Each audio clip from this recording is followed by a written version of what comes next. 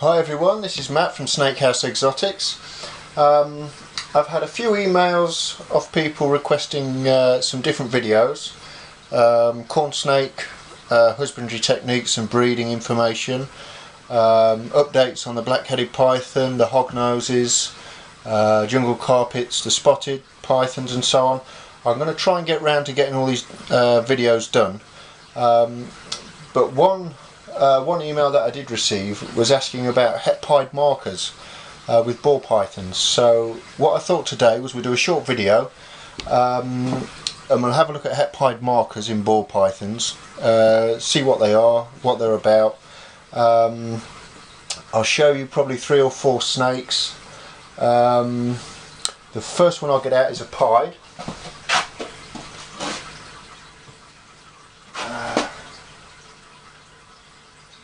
Look what we've got here. Okay. Sorry about that. Right, first one we're going to get out here is a pied. This is a pied female, as you can see. Quite a desirable snake. A lot of people like the pieds. You can see why. They're really nice. They're a really nice project to work with. Lots of things you can do with them. The fire, the pins, leopard pied, xanthic, and so on and so forth. I mean, they're a really nice mutation to work with. Really nice morph. Now, the problem with pieds is that a lot of people want pieds, but not everybody can afford them because they are quite expensive. Now, one way to produce a pied is by getting what's known as heterozygous animals, so hets, and they have to be het for pied, obviously.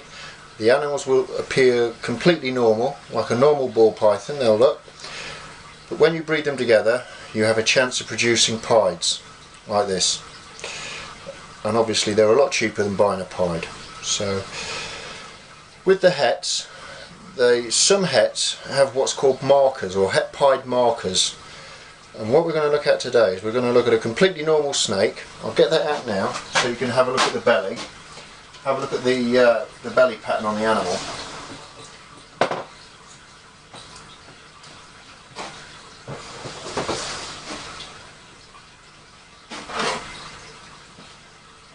Okay, this is a completely normal royal python or ball python. Slightly reduced pattern, but beautiful animal. This is a male, and if you look at the belly, it's blotchy. There's nothing out of the ordinary. That is a completely normal ball python's belly right there. Now, het pied markers will run 2 black lines down either side of the belly towards the vent area and stop at the vent, and that is what people are referring to when they're discussing or mentioning het pied markers or looking for het pied markers. That's the trait they're looking for. So this is a completely normal animal with a completely normal belly. Okay, now we'll get an animal out with markers so you can see the difference.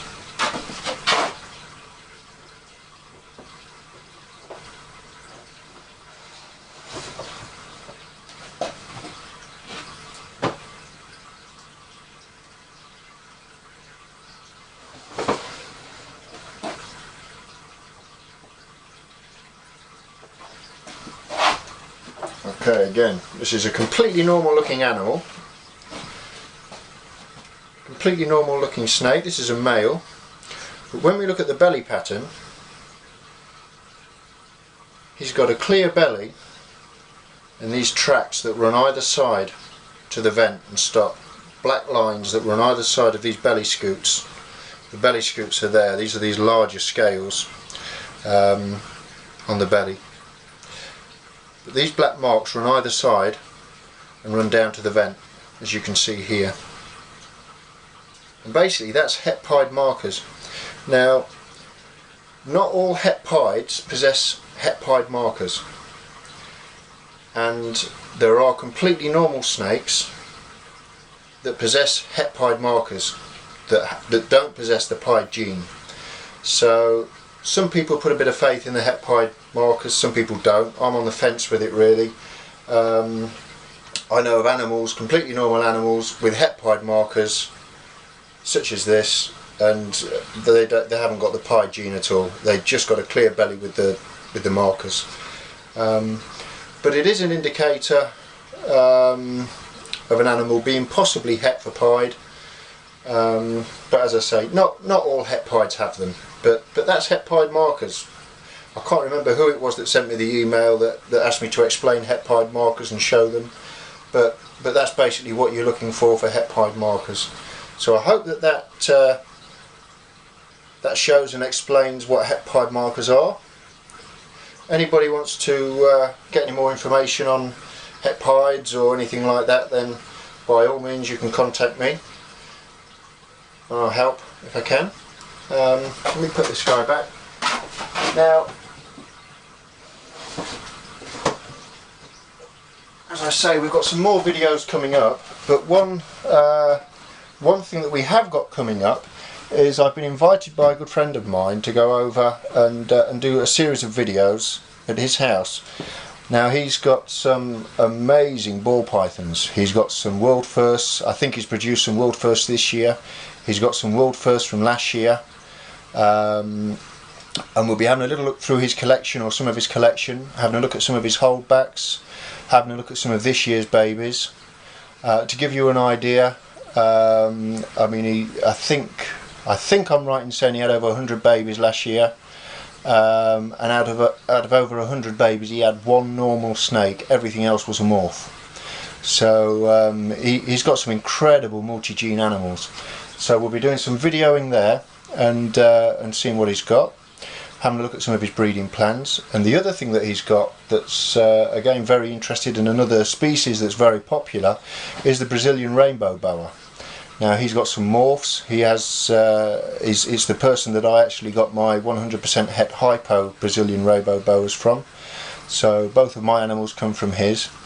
He owns the parents. He's got some aneries and so on. So we'll have a look at some Brazilian rainbow boas. He has some for sale at the moment that are available, as well as some ball pythons that are available. So we'll be doing a series of videos there. So if you're not subscribed to my channel, I recommend that you do, because we're going to have some fantastic videos coming up for all those ball python enthusiasts and reptile enthusiasts. So hopefully we'll see you all again soon, and thanks for joining me today. Take care. Goodbye.